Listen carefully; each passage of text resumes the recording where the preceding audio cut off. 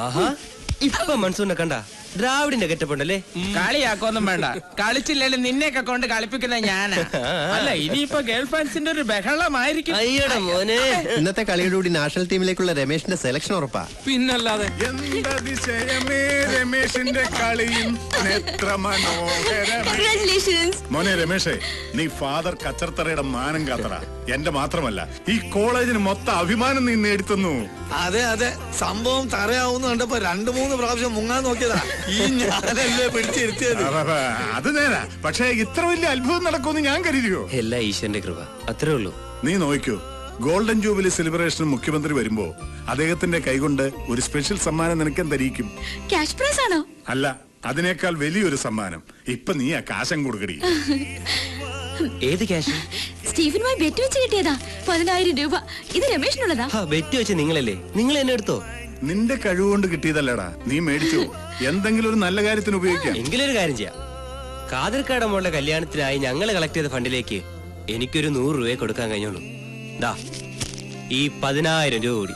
മോനെ രമേശ, എന്തിനാ കരയുന്നേ? കരഞ്ഞോട്ടറാ, സന്തോഷം വരുമ്പോ ചിലപ്പോ കരയാറില്ലേ? എന്തായാലും കാതിർക്കാട് ബെസ്റ്റ് ടൈമാ. രമേശ് അറിഞ്ഞോ, സുബൈദയുടെ കല്യാണത്തിന് യേശുദാസ് വരുന്നുണ്ട്. നേരാണോ കാതിർക്ക? അതെ മോനെ, ദാസേട്ടൻ നമ്മൾ പഴയ ദോസ്താ. നിന്നെ പോലെ തന്നെ ഒരുപാട് സ്നേഹമുള്ള മനുഷ്യനാ. എന്റെ മോളെ കല്യാണത്തിന് വരാന്ന് ഏറ്റിട്ടുണ്ട്. അപ്പൊ കല്യാണം നമ്മൾ അടിപൊളിയാക്കുന്നു. യോയോ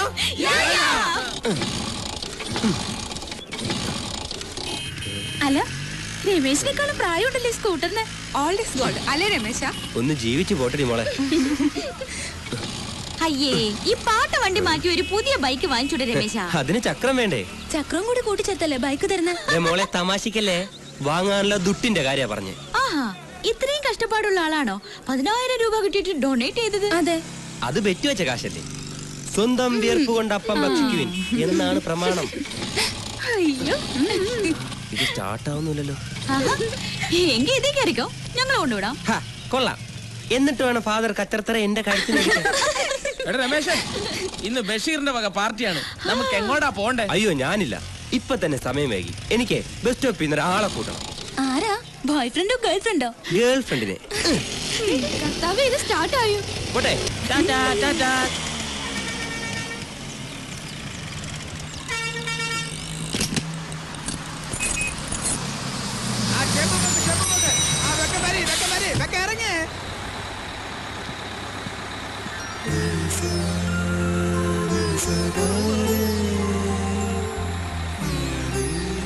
അമ്മ എന്താ ലേറ്റായ? ലേറ്റോ?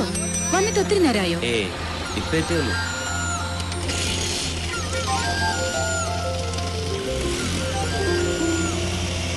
ഇന്നത്തെ കഴിഞ്ഞ് ഓഫീസിൽ പോയാൽ മതിയായിരുന്നു. ഞാൻ എത്ര തവണ പറഞ്ഞതാ. ഇന്ന് ജോയിൻ ചെയ്തില്ലായിരുന്നെങ്കിൽ അതിനുള്ള മെമ്മോ വേറെ കിട്ടിയേനെ. ക്രിക്കറ്റ് മാച്ചിൽ എന്റെ പെർഫോമൻസ് കാണാൻ അമ്മ കൂടി വേണ്ടതായിരുന്നു. ഞാൻ കണ്ടല്ലോ. കണ്ടോ? എങ്ങനെ? ഇങ്ങനെ കണ്ണടച്ചു പിടിച്ച് സ്റ്റേഡിയം മനസ്സിലോർത്തു. അപ്പൊ ഞാൻ കണ്ടു എന്റെ മോൻ ബാറ്റിങ്ങിനെ വീശി വീശി സിക്സർ അടിക്കുന്നത്. സത്യമായിട്ടും. എന്നാ ഞാൻ അമ്മയും കണ്ടു. എങ്ങനെ? ഗവാസ്കർ ബഷീർ ഒന്നോട്ടായപ്പോ എന്റെ ഉള്ളൊന്ന് പഠിച്ചു. പിന്നെ ഞാൻ കണ്ണടച്ച അമ്മ ഓർത്തു. അപ്പോഴിതാ അമ്മ മുന്നിൽ തന്നെ ഇരിക്കുന്നു. പിന്നെ രണ്ടും കൽപ്പിച്ച് ഒറ്റ.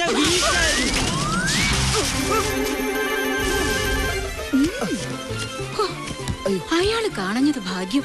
വാ. എന്നിട്ടെന്താ, സ്റ്റേഡിയം വെറുപ്പിച്ചളഞ്ഞില്ലേ ഞാൻ. മുഖ്യമന്ത്രിയെ എനിക്കുള്ള പ്രൈസ് തരാൻ പോകുന്നത്. പിന്നെ ബെറ്റ് വെച്ച വകയിൽ 10,000 രൂപയും കിട്ടി. 10,000? എന്നിട്ട് 10,000 രൂപ എന്ത് ചെയ്തു? അത് നമ്മുടെ കാതിർക്കാട് മോളുടെ കല്യാണ ഫണ്ടിലേക്ക് കൊടുത്തു. അത് നന്നായിടാ. 4 പെമ്മക്കളല്ലേ ആ പാവത്തിന്. എന്തെങ്കിലും ഒരു ആപത്തുണ്ടായാ ഓടിയെത്താനും ആശ്വസിപ്പിക്കാനും ആ ഒരു കുടുംബേ ഉള്ളു നമുക്ക്. എന്താ ചെയ്യാന്നോർത്ത് ടെൻഷൻ അടിച്ചിരിക്കുകയായിരുന്നു ഞാൻ. നന്നായി, അതൊരു പുണ്യായി. പറ. കാതിർക്കാട് മോളുടെ കല്യാണത്തിന് അമ്മയുടെ ഏറ്റവും ഫേവറേറ്റ് ആളാ വരുന്നത്. ഗാനഗന്ധർവൻ യേശുദാസ്. എങ്കിൽ നമുക്ക് നേരത്തെ പോണം. നമസ്കാരം മേയർ സാറേ. സാർ അല്പം ലേറ്റ് ആയിപ്പോയി. കുറച്ചുകൂടെ നേരത്തെ ആയിരുന്നെങ്കിൽ ഗാനഗന്ധർവന്റെ പാട്ട് നേരിട്ട് കേൾക്കായിരുന്നു. അത് ഇനിയും കേൾക്കാമല്ലോ. ഇത് ഭയങ്കര പന്തല സെറ്റപ്പ് ഒക്കെ ആണല്ലോ. അതെ, പാർട്ടി ഫണ്ടിലേക്ക് കാശ് ചോദിച്ചാൽ ഇയാൾക്ക് ദാരിദ്ര്യ. ഇപ്പൊ പൂത്ത കാശ് ഇറക്കിട്ടുണ്ടല്ലോ. പടച്ചോനാണ് നമ്മള് കോളേജിലെ കുട്ടികളെ സെറ്റപ്പാ. നിങ്ങൾ അകത്തേക്ക് ഞാൻ കുടിക്കാൻ എടുക്കാം. എന്തായാലും സംഗതി കൊള്ളാം. നമ്മുടെ നടേശൻ മന്ത്രിക്കെതിരെ കേസ് കൊടുത്തോളല്ലേ അത്? അതെ, അവള് തന്നെ. അമ്മയ്ക്ക് ആയതുകൊണ്ട് സ്പെഷ്യൽ ആയിരിക്കും. കല്യാണ വീട്ടിൽ വന്നിരുന്ന് ബലസ് ആണല്ലോ. ഹലോ, എന്താ എത്ര വലിയ ചിരി? വേറെ ആരുടെയെങ്കിലും പേരിൽ പീഡന കേസ് കൊടുക്കാനുള്ള ഗൂഢാലോചനയാണോ? ഞങ്ങളുടെ മന്ത്രി നിങ്ങളുടെ എവിടെ കയറിയാ പിടിച്ചത്? കുറച്ചുകൂടി മാന്യമായിട്ട് സംസാരിക്കണം. മാന്യത പഠിപ്പിക്കാൻ നീ ആരടി? വേണ്ട. എന്താ എന്താ പ്രശ്നം?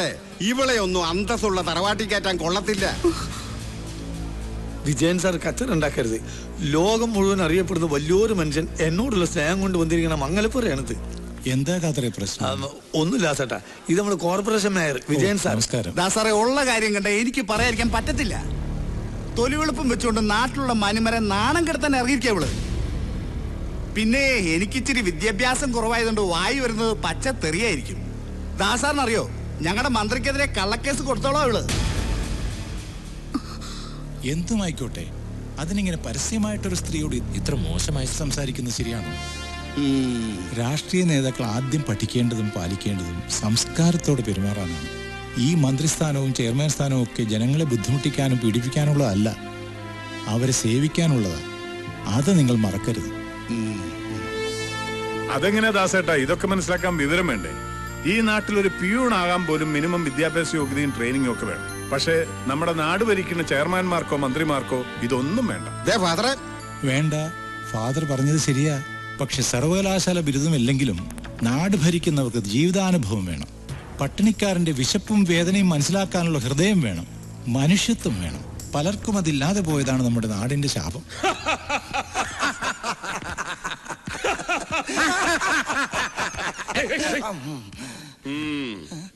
എന്തായാലും സംഗതി അസലായി. നടേശൻ മിനിസ്റ്ററോട് കളിച്ചാൽ കളിസംഘം കല്യാണ വീട് വരെ എത്തുമെന്ന് അവൾക്ക് ഇപ്പൊ ബോധ്യമായി കാണും. അല്ലേ തങ്കപ്പ? കൊമ്പൻ സ്രാവിന്റെ അടുത്ത് കരിക്കാടി ചെമ്മീൻ കളിക്കണ പോലെ അവക്കട ഒരു കളി. അന്ന് അവക്കട വീട്ടിൽ പോയി കാല് പിടിച്ച് പറഞ്ഞതാ കേസ് പിൻവലിച്ച് എന്ത് പണ്ടാരം വേണമെങ്കിലും ചെയ്യാം. അപ്പൊ നടേശൻ സാറ് വരും ഒരു മൈ തങ്കപ്പ ഞാൻ പറഞ്ഞിട്ടുണ്ട്. അതല്ല, ഒരു മൈ ഗുണാഞ്ചനാണെന്ന് കരുതിക്കാണെന്ന് പറഞ്ഞതാ. അത്രേ ഉള്ളൂ. എന്നാ പറഞ്ഞു? സാറ് വിചാരിച്ച് മറ്റതാണെന്നാ. അത് ഞാൻ നിർത്തി. അന്ന് അവക്കട മട്ടും പാവം കാണണമായിരുന്നു. ഭദ്രകാളിയല്ലേ ഭദ്രകാളി. എന്നാലും ഈ കാര്യം ഇന്നലെ തന്നെ അവന്മാരെന്നെ വിളിച്ചു പറയാതിരുന്നത് വളരെ മോശമായി പോയി. അവര് ഇന്നലെ ഇങ്ങോട്ട് വിളിച്ചിരുന്നു എന്നാ പറഞ്ഞേ. എന്നിട്ട് സാർ ഔട്ട് ഓഫ് റേഞ്ചിലാണെന്ന് സാറിന്റെ PA പറഞ്ഞു. ആ തെണ്ടി എങ്ങനെ പറഞ്ഞു? ചൊരണ്ട് മലയാളി ചൊരണ്ട്, സ്വർണവർഷം നിന്നെ കാത്തിരിക്കുന്നു. എന്താ സ്വർണം കിട്ടാനും സമ്മതിക്കല്ലേ ഇയാള്? തങ്കപ്പൻ ഇരിയടോ. വേണ്ട സാറേ, സാർ എനിക്ക് ഒരുപാട് ഫ്രീഡംസ് തന്നിട്ടുണ്ടെങ്കിലും ഞാൻ എന്റെ റെസ്പെക്ടാലിറ്റി നോക്കണ്ടേ? തെറ്റിയല്ലേ? തെറ്റി. സാർ, എടോ, ഞാൻ കേട്ടത് നേരാണോ? സാറെന്താ കേട്ടതെന്ന് ഞാൻ കേട്ടില്ലല്ലോ. കണ്ടാ, ഞാൻ ഇന്നലെ ഔട്ട് ഓഫ് റേഞ്ചിലായിരുന്നെന്ന് ആ മണ്ഡലം സെക്രട്ടറി വിജയകുമാറും പങ്കയാശനും വിളിച്ചു ചോദിച്ചപ്പോ താൻ പറഞ്ഞു. അത് പിന്നെ അവര് വിളിച്ച് രാത്രി 10 മണിക്കാ. സാർ ഇന്നലെ പേഴ്സണൽ ഗസ്റ്റ് ഹൗസിലായിരുന്നല്ലോ, അതുകൊണ്ടാ അങ്ങനെ പറഞ്ഞേ. അതവൻ പറഞ്ഞത് നേരാ. ഗസ്റ്റ് ഹൗസിൽ ചെന്നാ 8 മണിയാവുമ്പോഴേക്കും സാർ ഔട്ട് ഓഫ് റേഞ്ച് ആവും. 9 മണിയായാല് സ്വിച്ച് ഓഫ് ആവും. അല്ല, ഈ വീക്കിൽസ് ഒന്നും നമ്മുടെ അണികൾക്ക് അറിയില്ലല്ലോ. അറിഞ്ഞാലും നടേശൻ ഒരു ചുക്കുമില്ല. തങ്കപ്പ, എന്തോ ഈ മന്ത്രിപ്പണി എന്ന് പറയുന്നത് തന്നെ പോലെ ചുമ്മാ MLA പണിയല്ല. നാട്ടുകാരോടും കൂട്ടുകക്ഷികളോടും പ്രതിപക്ഷത്തോടും ഒക്കെ വികസനം എന്ന് പറഞ്ഞ് വായിട്ടലിച്ച് ഓരോ പദ്ധതികൾ ഉണ്ടാക്കി 10 കാശുണ്ടാക്കുമ്പോ മനുഷ്യന്റെ ഊപ്പാട് വരും. അപ്പൊ ചില വീക്ക്നെസ്സുകളൊക്കെ ആകാം. ഈ ടെൻഷന്റെ ഇടയിൽ ചില റിലാക്സേഷൻ ഒക്കെ വേണ്ടേ? ഏത് അതെ, മറ്റു മന്ത്രിമാരെ പോലെ അത്ര വലിയ കുഴപ്പമൊന്നും നടേശൻ സാറിനില്ല. വെറും സിമ്പിൾ 3 വീക്ക്നെസ്. MPL. അതെന്നത് MPL? ഞാൻ പുതുതായിട്ട് കേൾക്കാണല്ലോ. മണി, പവർ ആൻഡ് ലേഡീസ്. പച്ച മലയാളത്തിൽ പറഞ്ഞാൽ പേ. പണം, പദവി, പെണ്ണ്. മുഴുവൻ വീക്ക്നെസ്സുകളുള്ള മന്ത്രിമാരുടെ ഇടയിൽ വെറും 3 വീക്ക്നെസ് ഉള്ള ഞാൻ ആദർശിതിരുന്നല്ലോടോ. അല്ലേലും ഇച്ചിരി വീക്ക്നെസ് ഇല്ലാത്തവരായിട്ട് ആരാ ഉള്ളേ? അതുള്ളതാ. ദേവലോകം ഭരിച്ചിരുന്ന ഹൈക്കമാൻഡ് ദേവേന്ദ്രൻ വരെ എത്ര പെണ്ണുങ്ങളാണ് പീഡിപ്പിച്ചിട്ടുള്ളത്. അതെ, ദേവേന്ദ്രൻ ആയതുകൊണ്ട് അത് എഴുതി തള്ളി. ഈ പെണ്ണുങ്ങളൊക്കെ കേസ് കൊടുക്കാൻ പോയ ദേവേന്ദ്രന്റെ സ്ഥിതി എന്താകും? ഇത് ചുമ്മാ മോഹം കൊണ്ടൊന്ന് കൈമാറി കയറി പിടിച്ചു വെച്ച് അല്ല എനിക്ക് അറിയാൻ മേലാഞ്ഞോട്ട് ചോദിക്കുക. IAS-കാരും IPS-കാരും പിടിച്ചോ എന്ന് മന്ത്രി പറഞ്ഞു ക്യൂ നിൽക്കുക. അപ്പൊ പിന്നെ ബഹളം വെക്ക ഇവിടെ മോണിക്ക വിസ്കിയ തെറ്റിയല്ലേ? തെറ്റി മോണിക്ക 11 നടേശൻ സാറ് വേണ്ടാന്ന് പറഞ്ഞിട്ടല്ലയോ? ഇല്ലേൽ അവളുടെ പില്ലറടിച്ചതൊക്കെ ഫൗണ്ടേഷൻ ഞാൻ ഇളക്കത്തില്ലായിരുന്നോ? അതൊന്നും വേണ്ട പാപ്പച്ച. അല്ലാതെ തന്നെ ഞാൻ അവളെ എന്റെ കാൽച്ചുവട്ടിൽ കൊണ്ടുപോയി. മിനിസ്റ്റർ നടേശനൊന്ന് ആഗ്രഹിച്ചാൽ അത് നേടിയേ അടങ്ങും. കേസിന്റെ വിധിയൊന്ന് വന്നോട്ടെ. വിധി എന്തോ ആയിക്കോട്ടെ, തോറ്റാലും ജയിച്ചാലും ഞാനതിന് കാര്യമാക്കുന്നില്ല. ഇപ്പൊ തന്നെ ഒരു ജീവപര്യന്തം ശിക്ഷ അനുഭവിച്ചതിന് തുല്യായി. ജീവപര്യന്തം ശിക്ഷ അനുഭവിച്ച ഒരാൾക്ക് വധശിക്ഷ കൂടി കൊടുക്കണമെന്ന് ഒരു കോടതിയും പറയില്ലല്ലോ. അത് തന്നെയാ ഞാനും പറയുന്നത്. വിധി ന്യായം കേൾക്കാൻ അമ്മ ഇനി കോടതി വരാൻ പോയി കാത്തിട്ട് നിൽക്കണ്ട. നമ്മൾ ഒരുമിച്ച് നാളെ കോളേജിലേക്ക് പോകുന്നു. വേണ്ട മോനെ, ആളുകൾ കൂടിനടുത്ത് പോകാൻ എനിക്കിപ്പോ പേടിയാ.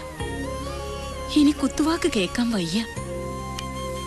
അമ്മ ആരും ഒന്നും പറയില്ല. മുഖ്യമന്ത്രിയുടെ കയ്യിൽ നിന്ന് ഞാൻ പ്രൈസ് വാങ്ങുന്ന കാണാൻ എന്റെ അമ്മ മുൻനിരയിൽ തന്നെ ഉണ്ടാവണം. എന്നാലും ഒരെന്നാലും ഇല്ല. പിന്നെ എന്റെ പൊട്ട സ്കൂട്ടറിന്റെ ബാക്കിൽ അമ്മ ഇരുത്തിക്കൊണ്ടുവന്ന കാര്യം ഓർക്കുമ്പോഴാ ആ ലേഖയും ജൂലി എന്നെ കണ്ട അപ്പം തുടങ്ങും. എന്റെ പൊന്നു രമേശ, ഈ പാട്ട് വണ്ടി കളഞ്ഞിട്ട് ഒരു ബൈക്ക് വാങ്ങിക്കൂടെന്ന്. 999 ഡൗൺ പേയ്മെന്റ് ബൈക്ക് കൊടുക്കണ എന്റെ പരസ്യമുള്ള ഒരു പേപ്പറും കൊണ്ടുവന്നു. ഇവിടെ എവിടെയോ കാണണോ അത്? ഈശ്വര, അമ്മയൊന്ന് സമ്മതിച്ചെന്നാ മതിയാ.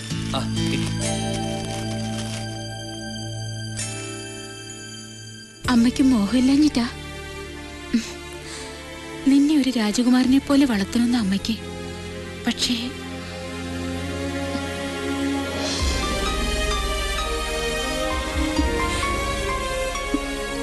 മോന്റെ അച്ഛനുണ്ടായിരുന്നെങ്കിൽ ഇപ്പോ. അയ്യേ കരയ്യ. എനിക്കറിഞ്ഞൂടെ അച്ഛന്റെ കടങ്ങൾ വിട്ടാൻ അമ്മ പെടുന്ന പാട്. പിന്നെ എന്റെ കേസ്, വക്കീൽ ഫീസ് ഒക്കെ എനിക്കറിയാം. ബൈക്ക് ഉടനെ വാങ്ങുന്ന കാര്യമല്ല ഞാൻ പറഞ്ഞത്. നമ്മുടെ കടങ്ങളൊക്കെ തീർന്ന് സ്വസ്ഥമായിട്ട്. അല്ല, അപ്പോഴേക്കും ഞാൻ സമ്പാദിച്ചു തുടങ്ങില്ലേ. അപ്പൊ പിന്നെ നമ്മ നോക്കിയോ, ഈ വാടക വീട് മാറി പണ്ട് നമുക്കുണ്ടായിരുന്ന കൊട്ടാരം പോലെ ഒരു ബംഗ്ലാവ് പണിത് എന്റെ അമ്മയെ ഞാൻ അതിലെ മഹാറാണിയാക്കും. അമ്മ മഹാറാണി.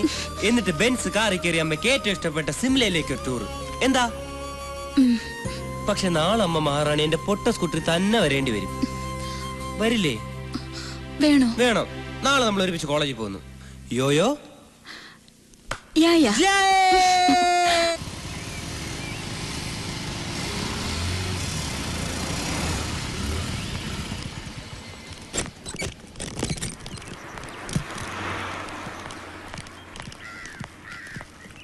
എന്റെ അമ്മ, ഇത് എന്തു പറ്റി? ഭരണകക്ഷികൾ കൂട്ടത്തോടെ വല്ല ജനസമ്പർക്ക പരിപാടിയാണോ? പിന്നെ അല്ലാതെ തന്നെ കിട്ടാൻ വേറെ മാർഗമൊന്നുമില്ലല്ലോ. ഇവിടുത്തെ ലാൻഡ് ഫോണിൽ വിളിച്ചപ്പോ ഈ നമ്പർ നിലവിലില്ലെന്നാ പറയുന്നത്. അത് കട്ടായിട്ട് കുറച്ചു നാളായി. എങ്കിൽ പിന്നെ ഈ രമേശിന് ഒരു സെൽഫോൺ വാങ്ങിക്കൊടുത്തൂടെ? അല്ല, അതിനു വേണ്ട ഭൂകമ്പം ഇപ്പൊ എന്താ ഉണ്ടായേ? രമേശ, ജൂബിലി സെലിബ്രേഷന് സിനിമാ നടൻ മമ്മൂട്ടിയെ കൊണ്ടുവരാൻ നേറ്റത് ലേഖയല്ലേ? അത് പൊളിഞ്ഞ്.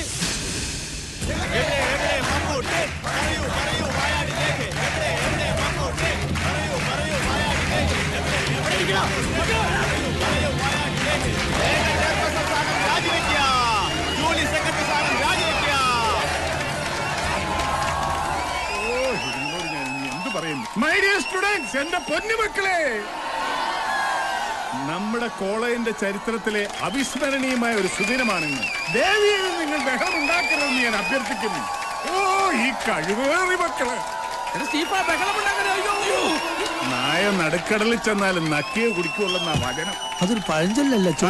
ഞാൻ ഉണ്ടാക്കിയ ഒരു വചനം അന്നെങ്കിൽ വെച്ചോ. ആ ലേഖയുടെ വാക്ക് കേട്ട് അച്ഛൻ തുള്ളുമ്പോഴേ ഞാൻ പറഞ്ഞാണ് സൂക്ഷിക്കണം. എവിടെയാ അവള്? മമ്മൂട്ടിയുടെ മുമ്പിൽ ഡാൻസ് ചെയ്യാൻ കിട്ടിയ അവസരം ഞാനിന്ന് കലക്കും. മൊത്തം കലങ്ങാതിരുന്നാ മതി. അതൊക്കെ രമേശ് നോക്കിക്കോളൂ. അവിടെ ഇരിടി. മുഖ്യമന്ത്രി എത്താൻ വൈകും. മമ്മൂട്ടി എത്തിയിരുന്ന ഉദ്ഘാടനമെങ്കിലും നടത്താമായിരുന്നു.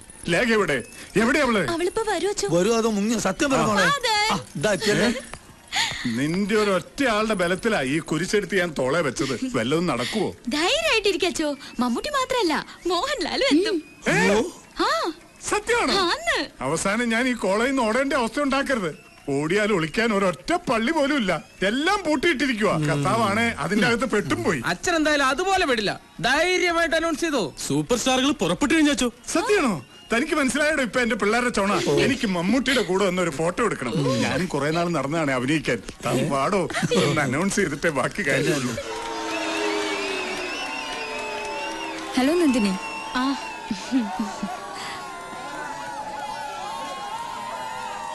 ഇന്ന് കേസിന്റെ വിധി കേൾക്കാൻ പോയില്ലേ?